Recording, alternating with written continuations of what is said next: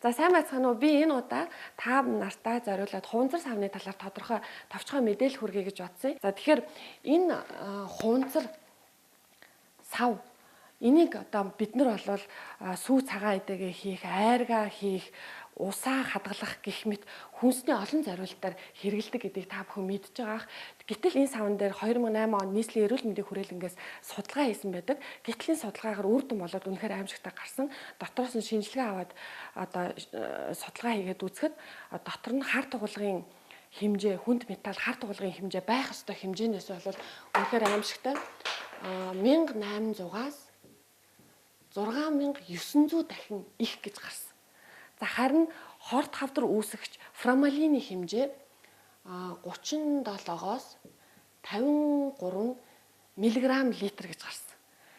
Тэгээд энэ савндаа штэ хүнсний бүтээгдэхүүнийг удаан хугацаанд хадгалах тусам эдгээр хортой бодисын хэмжээ улам хэд дахин илүү нэмэгдэжсэн гэж байна. За хар тугалгын хувьд бол хүний биед орсон тохиолдолд удаан хугацаанд хар тугалгаар хорцсон тохиолдолд хүний оюун санаа нөлөөлдөг гэдгийг манай эрдэмт судлаачид ч тэр олон улсын эрдэмтэд судлаачид ч тэр баталсан байдаг. Жишээлбэл Америкийн нэгдсэн улсын эрдэмтийн хийсэн судалгаагаар бол маш хэрцгий тогшин авир гаргаж одоо аимшигтай хэрэг үйлдсэн хэрэгтнийг судлаад үзэхэд тухайн хэрэгтэн удаан хугацаанд хар тугалгаар хорцсон орчинд амьдарсан болон цуснд нь одоо хар тугалгын хэмжээ илэрсэн байдаг. Тэгэхээр энэ хар тугалга бол шууд хүний оюун санаа нөлөөлдөг, мартамхай болгодог, сэтгэлийг одоо тогтворгүй, догшин авиртай болгодог, ингэж нөлөөлдөг аимшигтай хор байгаа.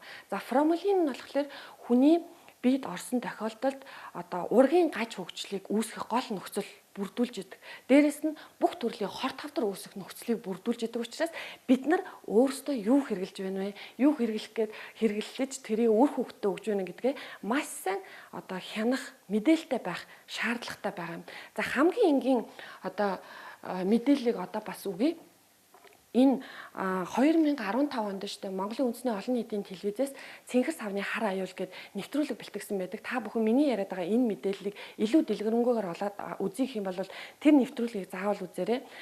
Дээрээс нь бас энэ интернетээр дүүрэн мэдээлэлүүд байгаа учраас өөрийгөө цэнгэлэхийн тулд, ирээдүгөө аврахын тулд, өөрийгөө хордуулахын тулд энэ төрлийн мэдээллүүдийг бас тогтоод хараад байгаарай гэж одоо хэлэх байна. За энэ савны хувьд бол тэмдэглэгээ байдаг.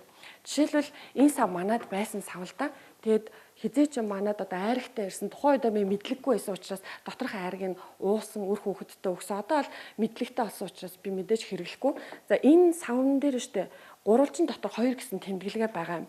Та нарт ч гэсэн гэрч одоо ийм сав байвал яг одоо эргэн тойрныг нь хараад ямар нэгэн тэмдэглэгээ байна уу үзээрэй. Тэгэхээр ийм сав гурвалжин дотор 1, гурвалжин дотор 5 гэсэн ийм тоотой байх юм бол хүнсний зориулалтаар хэрэгжилж болно гэсэн олон улсын тэмдэглэгээ.